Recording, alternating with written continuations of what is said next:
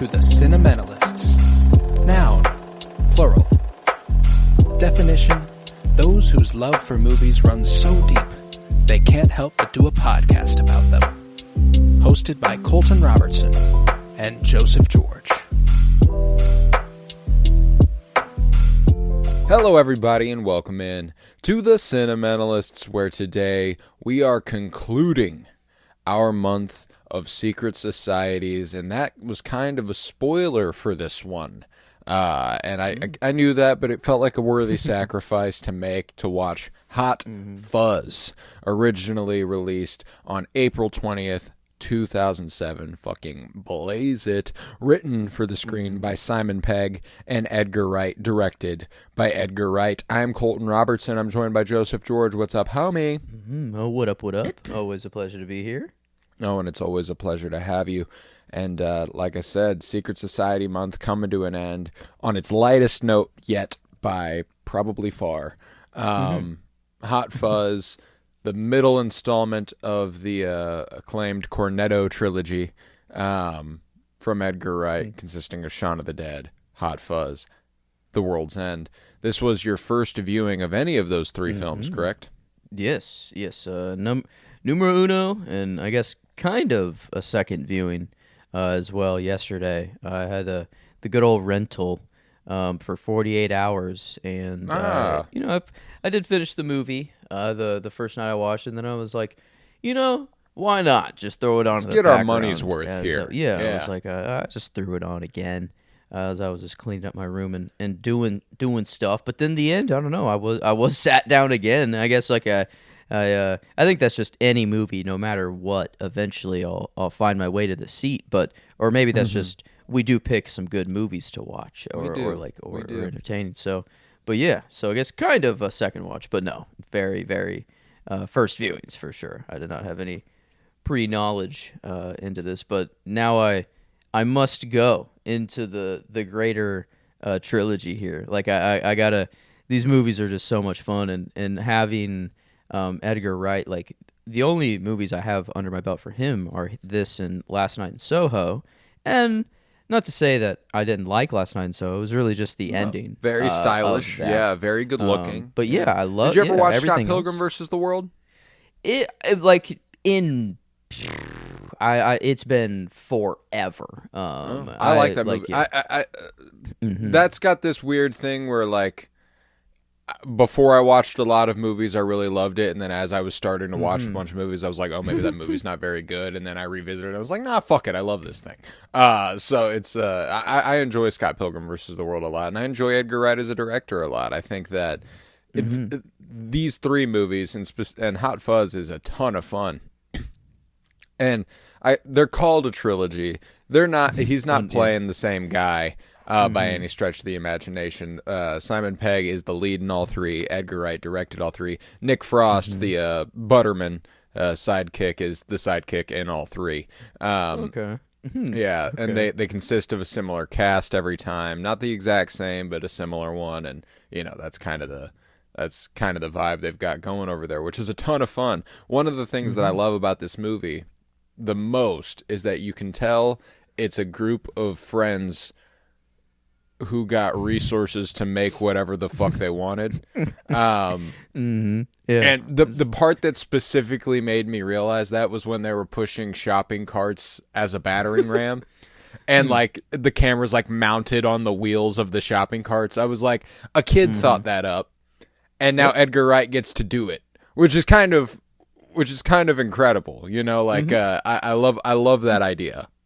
Yeah, it's like pretty much let's take all of the action movies, all the really undoubtedly cool action movies, and let's just do it on a funnier way, but also it's like still cool. Like it's like it's not maybe like Mission Impossible level, or we're not up there, but like I love that it is self-aware to where like they're playing off of the moment on other movies, but like it actually does work well. Like the Keanu within the context of this movie, the Point Break the moment, firing up into the air, and then he like actually gets. Have you ever fired your gun into the air and gone Yeah, fucking kills me. He's like, no, I haven't done that. He's like, why would it? Yeah, like, but then everything he asks in around. that scene, have you ever done this? Have you ever done this? Have you ever done this? They do all of it by the end of the movie. I fucking love it.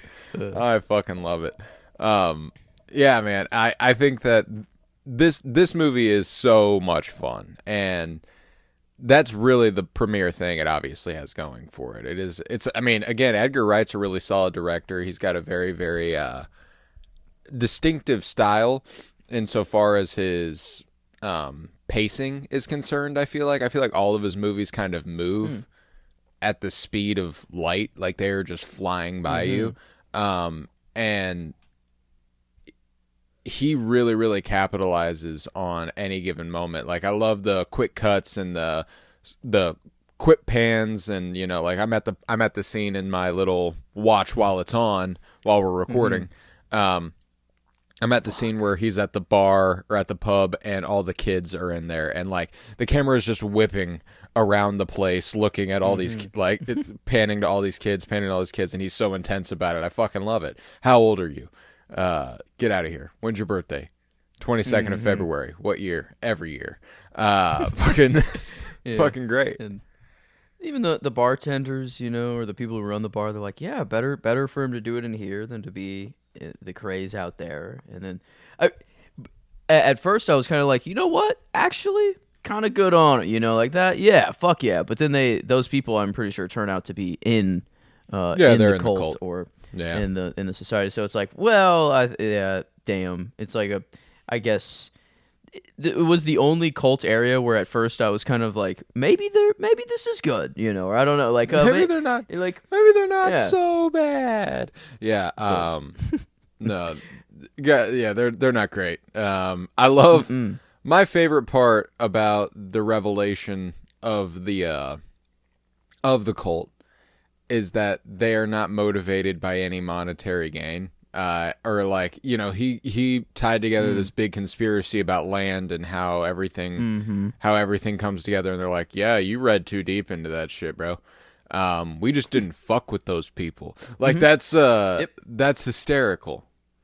Yeah, just we just want to be the best town there is, and the way we do that is just kill anyone who says it's not good or not, or has anything we do not agree with. We will just kill them. I think they've already reached the money status. Like they've already gotten that. So they got the bag. Yeah, they're good there. So it's just okay. Let's just go, just absolutely shit wild. I mean, like, I can't.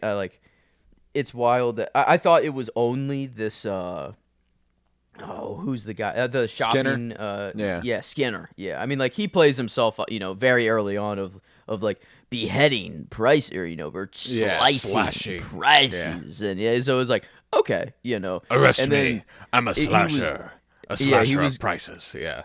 He was going too deep into it that I kind of thought, well, maybe this guy's actually like chill. Like, maybe right. There isn't anything wrong. Like, they're going too far into it, and then it was actually just, oh no, it's the whole. He's just not the only one. Yeah. And that's pretty solid. I love Timothy Dalton as Simon Skinner. Another movie that has a meme in it that is kind of swirled around whenever he stands up in front of his own photo, making the exact same smile as what's in the photo. I love a moment. I love a moment in a movie that makes me hit the Leonardo DiCaprio meme from Once Upon a Time in Hollywood, because I'm like, oh, I've seen that. And I didn't realize that's what this was from. And he's just so fucking good at that kind of playful, evil fuck. Also a former James Bond, Timothy Dalton. Okay. So we got a little Bond connection there, which is great. Yeah, and freaking, of course, like, I mean, I guess this is a fictional town. I'm assuming Sanford, or is it Stanford or Sandford? No, it's Sandford. Sandford.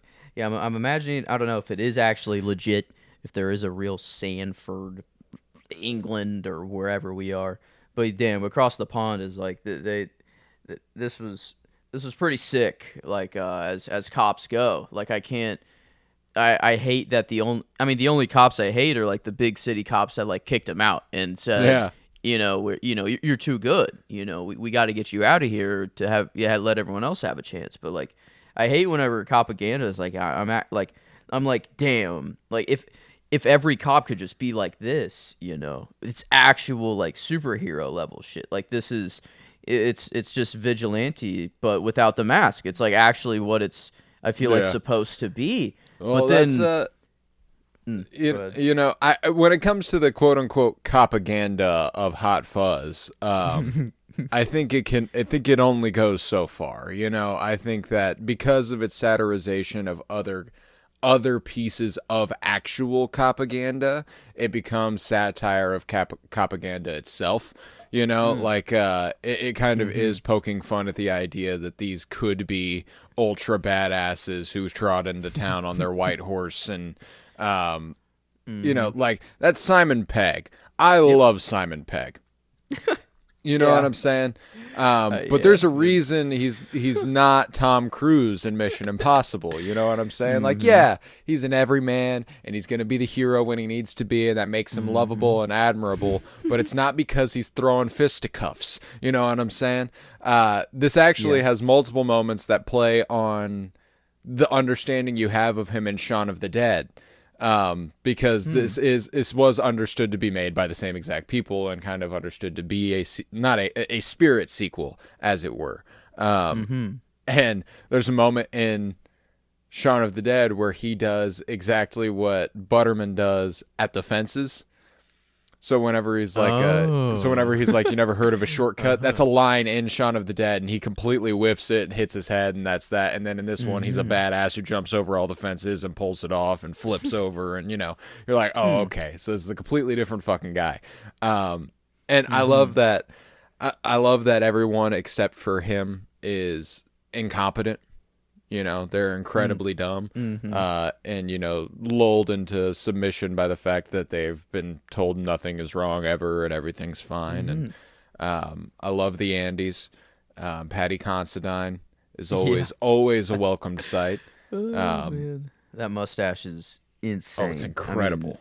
Holy shit. And his partner, like his kind of, right, they both got some stashes. Oh, yeah. I mean, they were rocking it. Yeah, the Thrones cast, I did love, like seeing Paddy Considine in this state, as well. Oh, like, he's not King Viserys, he was just such a good guy, or just like King Viserys. Like he was just so gentle, I feel like. And then now, he just he just with his buddy, just always smoking in that room. I feel like that's all he ever did until he was activated, or they were actually had to go. On moment whenever they drop the mic on Simon Pegg and they like exit frame one at a time, and then he like pops back into frame and then soothes right back out. It fucking kills me. He is so fucking funny in this.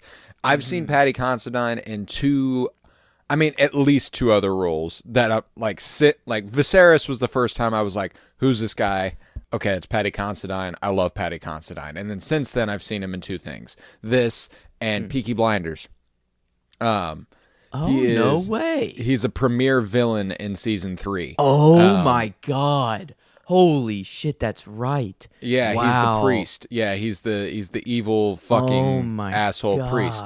Wow, I knew him before I even knew him. I mean, exactly. That's why I'm like, I'm sure I've seen Paddy Considine and other stuff. I just didn't know it was Paddy Considine until I watched House of the Dragon. Dang. So I've seen him play the wizened, sweet, soft-spoken king in House of the Dragon. I've seen him play the absolute vile fucking villain in Peaky Blinders, and I've seen him play a fucking goofball detective in Hot Fuzz, which is such a hilarious combo that displays just how incredible a range he actually has as an actor. And the fact that a lot of people in this cast have gone on to do a ton of wonderful stuff. I mean, Olivia Colman, the office slut, as it were, she's an Oscar winner. You know what I'm saying? Like that's one of the best actresses of her time, and they're just goofing around here. I fucking love that. Jim Broadbent, I like him a lot. He's in a lot of good stuff. It's a really stacked slate of slate of actors all coming together to make something super fun and funny.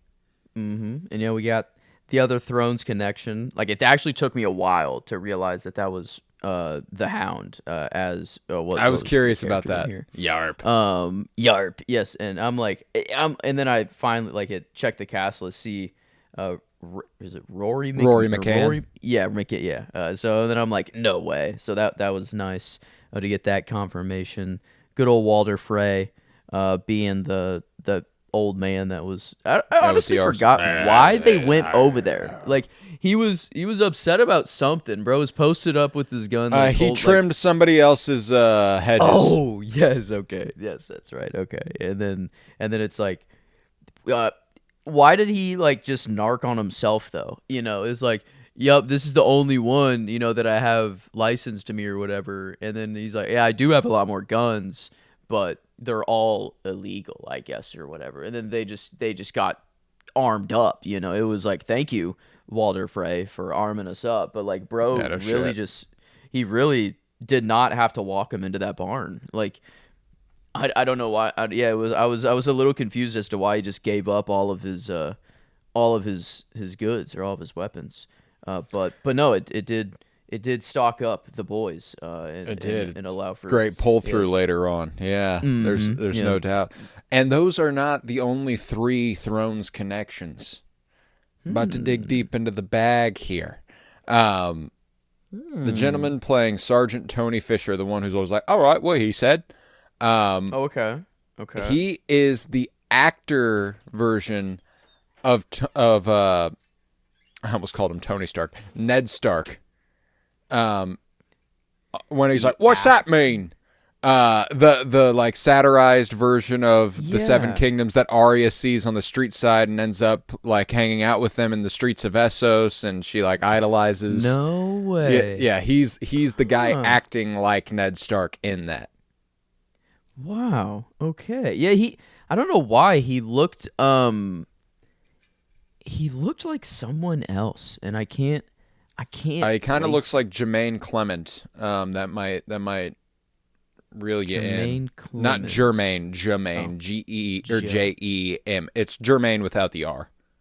Jermaine Clemens. Let's see. Does that do it? Not do it at all? Okay. Yeah. That's who he reminds me of. It's it makes sure I'm the guy that has his glasses super far down. And it's crunching his nose, and he's kind of is like an SNL guy. Bill, is it Bill something? Bill. Oh, Hader. Yeah, maybe Bill Hader. Is that? I think that I don't know. I knew it wasn't him, but it was I could see how you got there. Okay, I could see how you got there for sure. Yeah. Specifically with the glasses and whatever he's in that helmet or whenever it's crunching down. So I feel like most of his face was covered actually whenever I was like, is that Bill Hader? I'm like, there's no way that is. I was seeing him before, but okay, yeah, no. Huh. I mean, so there's some great connections too, the Reverend that, pulls out the taxi driver style guns later on. Yep.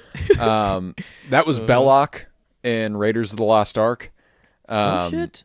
Okay. Yeah, I'm obviously much older now. Yep. Or then.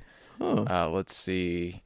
I feel like the Doctor, Stuart Wilson's almost certainly in something else, but I don't. He looked familiar, but I don't know if he actually is in much else. Looks like a consistent working actor, but not that I've seen a ton of stuff with him in it. It's like movies like this though. I mean, we were saying how it is just a lot of fun and all these actors coming back together to make this unofficial trilogy. And I think it's movies like this that this cannot. I mean, it's still a job. They're still working, but man, would it be so much more fun to work on movies like this rather than I don't know what an Oppenheimer is popping out where right. it would be an honor or it'd be awesome to work. Probably a brilliant working experience with all those kinds of talented people, and it'd be. But yeah, there's a certain level of fun that I'm certain is happening on a set where you have millions of dollars at your disposal to just fuck around and have fun with fake guns and a murder conspiracy, and whenever the first time they pop up with the ghost face type character, and you're like, what? You're like, huh? That's the first time tonally the movie shifts like crazy, and you're like, no fucking way.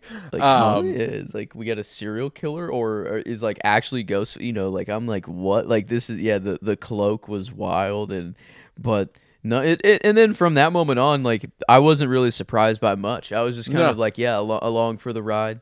I was honestly thinking that like that sea mine. I thought, I don't know.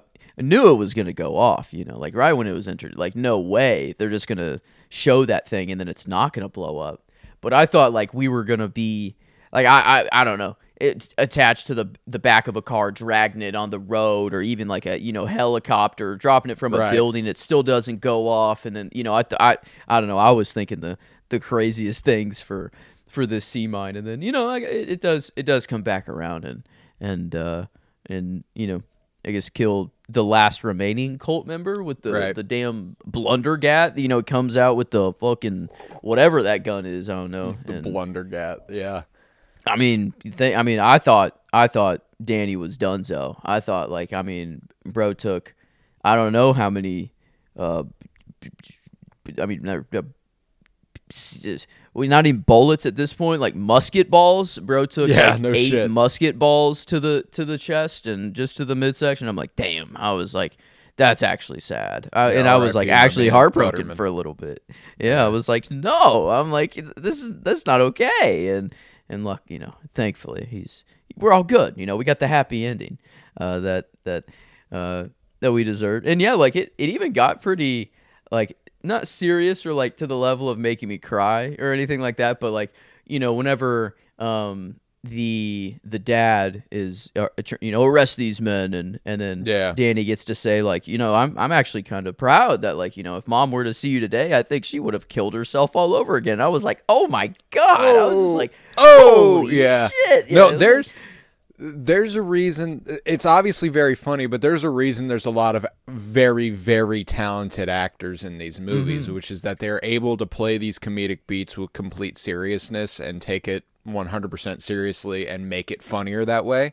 But then, I told you off mic last night, I texted you that this is probably my least favorite of the 3 in the Cornetto trilogy. I just happened to fit the Secret Society bill, and I still love it. But Shaun of the Dead and The World's End actually have some pretty strong emotional beats. They're not, they're not like, oh my god, I'm gonna sob, and I'm not using a fucking thing of tissue or anything. But I'm, it gets me a little bit. Both Shaun of the Dead and The World's End, but they all have their own kind of version of satire going. Like Shaun of the Dead satirizes the zombie film, the survival zombie flick.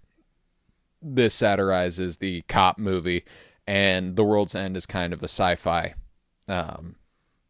spoof. And again, they take it 100% seriously and treat it with such genre reverence that I think it ultimately ends up playing as all-timers within those genres, which is kind of hysterical.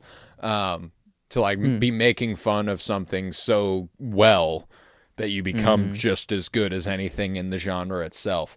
Yeah, whenever you did tell me that of like that this was your least favorite of the 3, I was like, oh damn, like okay, like I gotta check out these other 3. And yeah, I was looking around. They do sell like a trilogy pack, like a disc, like a 4K and like Blu-ray of this trilogy. So like I love how it is kind of like an actual unofficial but official-ish trilogy for everyone. And yeah, we always have have like the director and actor pairs, that we like to see, whether it's Wes or or like more in the serious vein. But I love here where it's like, directors just, they have their people that they love to work with, and maybe they are just friends in real life. I don't know. Or maybe it started from the movie. I have no idea how the relationship started, but like, I feel like, after you make a movie like this, it's like, let's just run it back, like any way we can keep this shit do going. Something else. Yeah. Come on. And it's, like what this is where like acting is just seen, this is like the major leagues, or like I could never see myself in any actual professional sports league. That's just like impossible. I still can't see myself as like an actual actor, but that's the dream I would want. Like that's the league I would want to join, because it feels like, oh my God, how to have this much fun like on the job. And you got to get sorry, there. I just got to the part where he runs straight through the fence. It fucking kills me every time. It's so I wish funny. I could watch, but Google took the movie away from me. You 48 hours expired on you. God, what a weird concept. I guess it's real. Redbox was a thing. Movie rentals have always been a thing. Yeah. But like, if you buy a digital movie that you just are tuning in to the cloud to watch anyways, like why take that away from someone other than you just want them to pay $10 or $15 to actually buy it and have it for good. But yeah, so it's like, I wish I could watch again, but maybe I'll have to get the official, the trilogy disc, so I'll never have to run into that again. I own all three of them. Shaun of the Dead and Hot Fuzz on Blu-ray, and The World's End on DVD. I'm pretty sure this version of Hot Fuzz I have, it's the Ultimate Edition. Okay. It comes with a director's commentary and conversation between Edgar Wright. Like the commentary is done by Edgar Wright and Quentin Tarantino. What? Yeah. What the hell? What? Yeah. Okay. It's pretty eclectic group of people there. Wow. Okay. I mean, he has like he didn't have any input on the movie, or like he just came in to just do the director's commentary. Him and Edgar Wright, yeah. I think Tarantino really fucked with the movie and was like, "Hey, hey, wow. Any chance that I could, I could get in there? Wow, show me your feet." yeah. I was trying to think. Was there a random foot shot or something in here? I don't think there was. There was some gratuitous violence though, and you love to see it. That's true. To the point where you're like, oh shit! The church piece falling and impaling Tim Messenger. Terrible. And then Skinner getting the same kind of similar-ish through the chin. What do you? Yeah, I guess the under chin. Is there like is that just still your chin? I don't know. Your throat, in between your chin and throat. What is the taint of your taint of your face. Yeah, the face taint. The face taint. Yeah. So you got it through there. But let's see, everyone the bear trap in the bar. Yep, that was pretty nice. And let's see, I'm trying to think of any other crazy. I mean, the shears, getting stabbed with the shears is pretty. Yeah. I mean, it's not crazy, but it's brutal. Yeah. Yeah, the explosion where the body flies fucking 300 feet.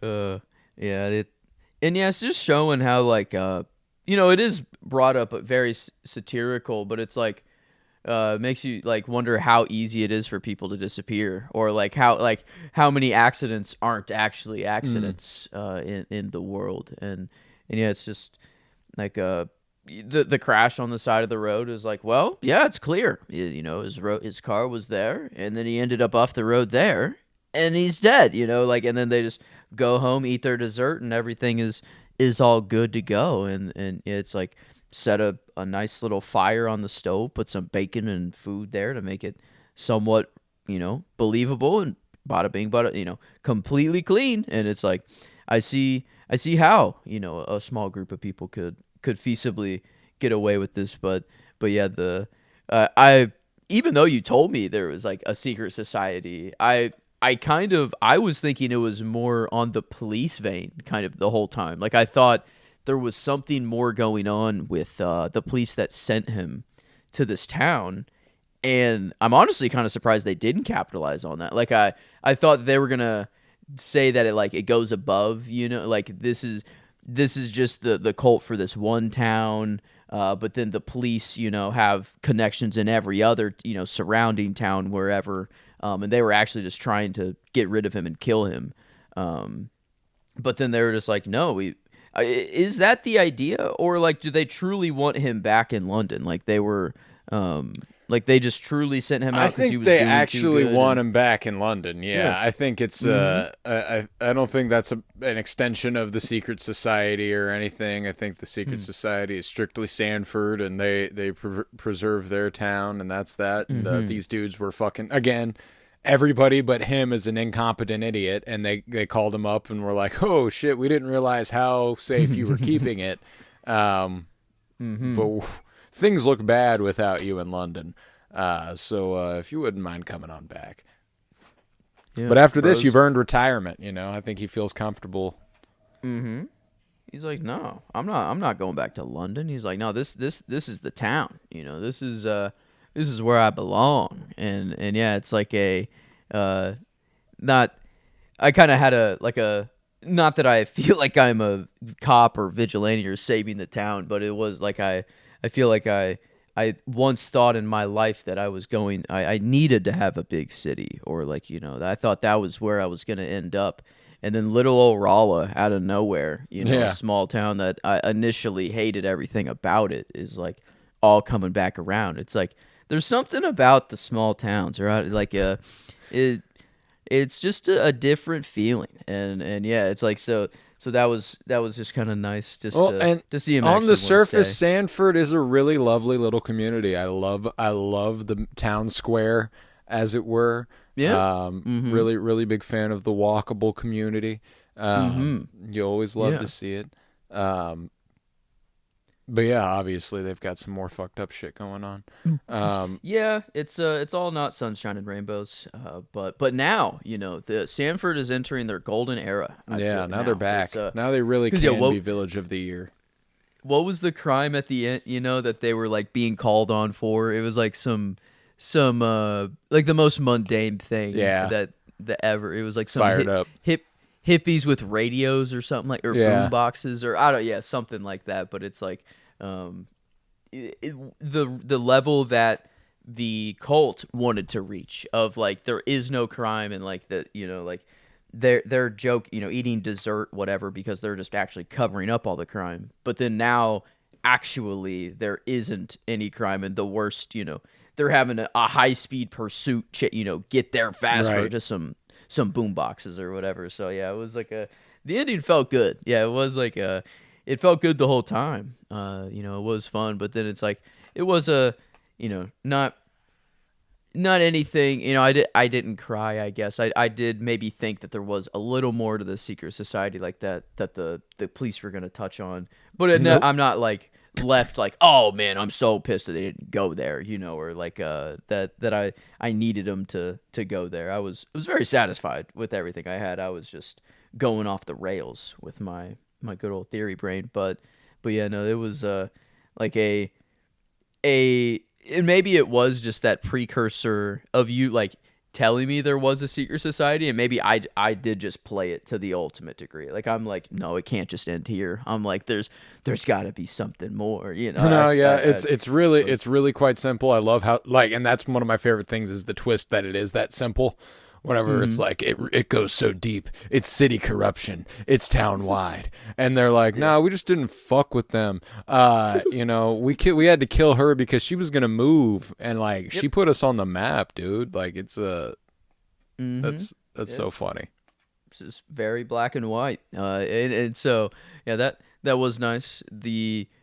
And I even thought, before the reveal was that they're all kind of in that Ghostface costume. Like whenever the runaway, like they almost had him. And he ran through the window, kind of the blood, and was sprinting in the field. I'm like, wow. I'm like, holy shit, this dude actually is like fucking fat. Like holy shit. And then I was like, I had the brief thought of like, maybe there's two of them. I'm like, and they're just hiding behind that wall. And I'm like, nah. I was like, and then I kind of brushed it off. I'm like, this guy is. I don't know. He just got it like that. And but I wonder, like Skinner seemed to be the one actually doing most of the murder. But I think it'd be hilarious if like the like sheer stab in the throat was actually one of like the old ladies like just doing that. Right. But there's no way to actually fully know. But yeah, it's like I feel most of the time. I mean, it was a big dude, like it. So I feel he can't really be the the old ladies most of the time, but yeah, the fucking that one fascist and hag lady, like that was fascism. That was, yes, a nice callback or nice turnaround. For that. But yeah, why say fat? Just shoot him. If you didn't say fascist, fascist. That confused. How is she calling Simon Pegg's character a fat? How? No shit. Like they are very clearly fascists. Are they just blind to the fact? So blind, like they think what they're doing is just right, that they don't think that they're fascists, or like that. I'm confused as to how she thinks that I don't know, someone trying to stop her is a fascist. Yeah. Just the hypocrisy of it. There's also that line earlier whenever she's like, she goes, fascist, and then he's like, excuse me, and she, she rattles off the answer, and he goes, it's actually fascism, and she goes, fascism, yes, like she's like cheering on fascism, and he's like, oh, you fucking hag. I love it. I love it. But yeah, it's really it's not a super deep movie to discuss. I know we're only like 30 some minutes in, but I really don't have much else to say about it. Yeah, and that's like sometimes a simple movie can be its like detriment, or like if it doesn't go deeper into things. But like here, it just makes it more enjoyable. Like it truly is like just sit back, relax, have a good time. We're gonna have some crazy action sequences where and yeah, like we did say, love Simon Pegg, but he isn't quite the Tom Cruise. Like whenever he's running or like sprinting. Like now I do see why we do talk about Tom Cruise running on screen. Like he does actually just have a cinematic look to him. While here, I wonder if like Simon Pegg is actually trying his hardest to like be cool, or if like there is some, he knows it is satirical, and like so he's I wonder if he's holding back at all, or if it is truly like him going all out. But I think he is going all out, but I don't think it's in the sense that it's like, this is what I look like when I'm trying my hardest. No, I think he is trying very, very, very hard to pull off a specific version of what he's pulling off. I love the image of him completely armed to the teeth on the back of the horse coming into town. I fucking love it, dude. And I love how much Butterman loves movies. He opens that door and he's got like all of this, he's got his entire wall of movies, and he pulls out Point Break and Bad Boys 2. He goes, all right, which one? He goes, I don't know, which one do you think I'd prefer? And he goes, no, which one do you want to watch first? I was like, fuck yeah, let's go. Yeah. I guess the thing that actually did strike a chord or resonate with me the most was that he could never turn it off. He said like the job is always on, and he can't think of anything else. And then when Danny was like, no, like just this is how we how you can relax, and that's how he opens up the movie closet, and it's like like that is the like as of right now. The only way I can relax is right. The only time my brain just does turn off or not kind of think of everything else is our movies. Why I love them so goddamn much. It might sound bad that it is my only escape, or like that I feel like I need to escape, but no, it's like I don't feel like I have an idle mode anymore. And maybe because I was so idle before, or like I didn't do much. Now I feel like I have to make up for lost time. Be doing stuff. But movies is like my brain finally gets a chance just to sit back, relax, enjoy. And here it was that's all it was. I was like just having a good time. Even feel the desire to throw it on again. I was like, like this was just so much fun that I feel like it's gonna be in the rotation. Like this is so much easier of a movie to throw on than even like Interstellar, or like a movie that I like a Batman, or like I love these movies to death, but like I must carve out the 3 hours or however long for those movies, and I am sat the whole time. This, not that I want to not be paying attention to it, but like it's just a you don't have to be seared to it in order to get what's going on. Yeah. So yeah, it was like a great way to kind of round out we did get pretty serious for most of the Secret Society ones, and this was a nice tonal change, or a nice way I mean, we had Eyes Wide Shut. Yeah, we had Eyes Wide Shut last week, and this movie does share a connection to Eyes Wide Shut. Believe it or not. And a pretty strong one in terms of like role played. The masked woman, Janine. Masked woman, okay. Yeah, the masked woman in that Eyes redeems. Wide Shut. Okay. Yeah. Yes, but Janine, also a masked woman in this, the one who breaks up with Simon Pegg. They're both played by Cate Blanchett. Wait, what the hell? Janine in this is like fully Cate Blanchett. The masked woman in Eyes Wide Shut is just voiced by Cate Blanchett. Yeah. Oh my God! What the heck? So that's a fun little line to draw from one to the other. She plays a masked woman who is not credited in both movies, which is so fucking funny. I think it's hysterical that Cate Blanchett is in this movie, by the way. Like, again, an absurdly good cast. Oh, wow. That's incredible. Yeah, it's like, but, there's all kinds of movies for this exact reason. Movies can get serious and they can get real and they win awards. I don't think they were going for awards. They're trying to make a fun fucking movie that almost 20 years later, some douchebags would get on microphones and talk about. You know what I'm saying? That's what I love. No Kansas City, but the British Comedy Awards loved it. It was just nominated.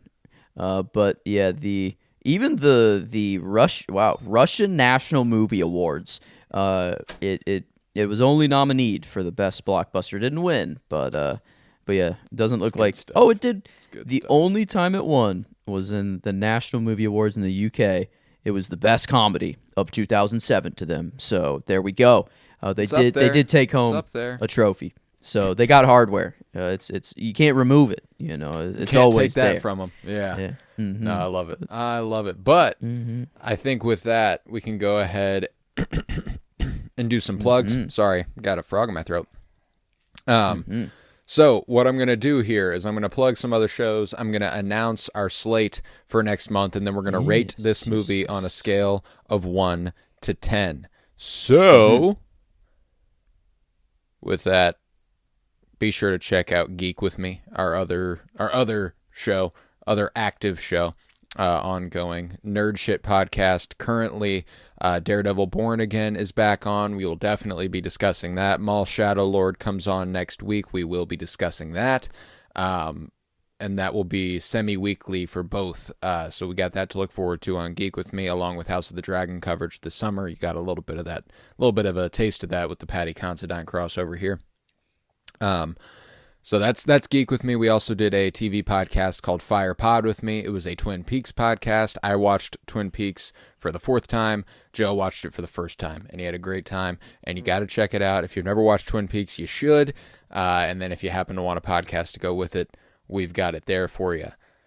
And like I said, we'll be back next week and in the weeks to come. And basically, April is going to be spent doing something that we're going to be calling watch list maintenance. And the only theme tying these movies together is that me and Joe have never seen them. We've never watched these movies, save for one exception where I've seen it and Joe somehow has not. I know. But it is the odd man out, so... we are going to be every Friday, April 3rd, 10th, 17th, and 24th. We're going to be hitting some pretty big blind spots for me and for Joe. Starting on April 3rd with Children of Men. directed by Alfonso Cuarón. Pretty well-renowned and awesome-looking movie, but I've never had the pleasure of viewing it. April 10th, we're doing At Eternity's Gate, Julian Schnabel, Willem Dafoe, super exciting. April 17th, The Green Mile. There's a really, really specific reason I've never watched this movie, and it's because I know for a fact I will be a puddle of tears by the end of it. That's all I've heard about it. And then April 24th, we're going to be knocking off a Scorsese blind spot in Silence with Liam Neeson, Adam Driver, and Andrew Garfield. Very, very excited for that. But we're going to be hitting a special episode on 4/20, April 20th, with Scooby-Doo 2 Monsters Unleashed. For those wondering, this is a long time coming, as me and Joe did discuss the greatest film ever made, Scooby-Doo 1. It's actually available on Geek With Me. Prior to us founding the Sentimentalists, this was back in 2022 when we did this. So nearly 4 years ago, we discussed Scooby-Doo. And now it's time to get back around to the sequel, baby. Scooby-Doo 2, Monsters Unleashed on 4/20, so we got that to look forward to. So again, watch list maintenance goes April 3rd, Children of Men, April 10th, At Eternity's Gate, April 17th, The Green Mile, April 20th, Scooby-Doo 2, Monsters Unleashed, and April 24th, Silence. And that will take us straight into May, where we will be doing our top 100 actors and actresses ever. In 10 parts, 2 parts every Friday. You got that to look forward to. Let's rate Hot Fuzz and let's get the hell out of here. How are we feeling on a scale of 1 to 10? Let's see. Well, I guess I'm not quite at Eyes Wide Shut or last week. I had an all-time Kubrick, and I think that there's levels to this shit. Yeah. But I will say I had way more fun during this watch, and that is where most of the rating comes from. I don't think, as a film goes, I think, there are things that could be done better, sure, but that's not what this movie's concerned with at all. Even then, it's an exceptionally well-made comedy. As far as comedies are concerned, it is really good looking. It's really well edited. It's got a kinetic energy to it that a lot of comedies don't have. It's good, man. I like it a lot. Yeah. I'm kind of torn. I'm just I always look at the other movies and what is the closest movie that we've covered that is like this, and it's I don't know. They're pretty all one these of one. Are just so different.